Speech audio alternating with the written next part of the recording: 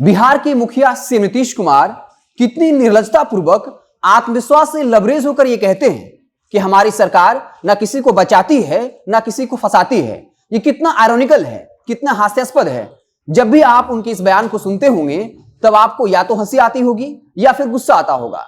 अब एक ऐसी खबर आई है, हालांकि कई ऐसी खबरें आती हैं जब से नीतीश के इस दावे की पोल खुल जाती है। इत्तेफाक से ये खबर नीतीश कुमार के गृह जिला से ही है, यानी नालंदा से है, जहां एक मां अपनी बेटी की बरामदगी के लिए महीनों से थानों का चक्कर लगा रही है, बड़े अधिकारियों के दरवाजों पर जा रही है, लेकिन 4 महीनों से उसकी बेटी का कोई पता नहीं है। उसकी बेटी नाबालिग है।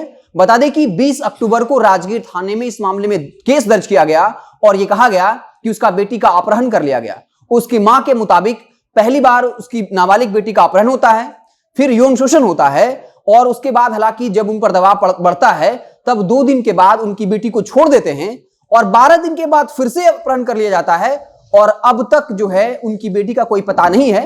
और उनकी मां जो है वो एसपी के आवास पर पहुंची थी ये गुहार लगाने के लिए कि इस वक्त जो आरोपी है वो खुलेआम घूम रहा है, थाने वाला कोई कार्रवाई नहीं करता है और जब हम थाने पर इस शिकायत को लेकर जाते हैं तब हमें गाली दिया जाता है, हमारे साथ दुर्व्यवहार किया जाता है और हमें पीटने की धमकी दी जाती है। ये पूरी खबर जो है वो नालंदा से। आपको बता दें कि उस मां ने बादल डूम, चाचा उमेश भगत समेत 5 लोगों पर 4 महीने पहले 20 अक्टूबर को थाने में एफआईआर किया था। 4 महीना बीत चुका है।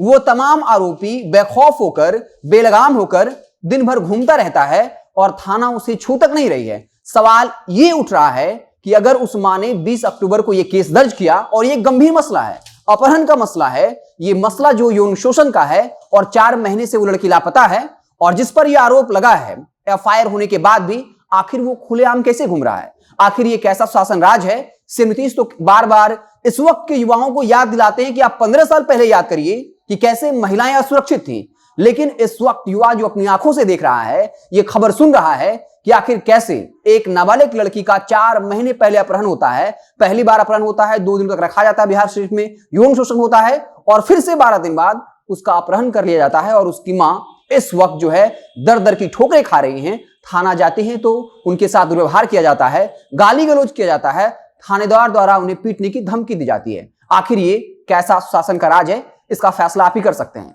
और ये कोई पहली दफा नहीं है। गाय घाट रिमांड होम का मामला ठंडा नहीं हुआ, जहां की लड़कियों ने आरोप लगाया कि वहां की अधीक्षिका हम लोगों को नशीली दवाइयां देती हैं, हमसे जबरन सेक्स करवाया जाता है और ये कहा जाता है कि तुम्हारा लाइफ सेट हो जाएगा। और वंदना गुप्ता ये भी कहती है कि यहां लड़कियां आती हैं पुलिस की मर्जी से लेकिन जाती हैं वंदना गुप्ता की मर्जी से। आप उस वंदना गुप्ता की हिम्मत का राज समझ सकते हैं कि क्या वाकई में जो सफेदपोश नेता हैं, बड़े अधिकारी हैं, क्या उनके शाह के बिना वंदना गुप्ता ऐसा कुछ कह सकती हैं?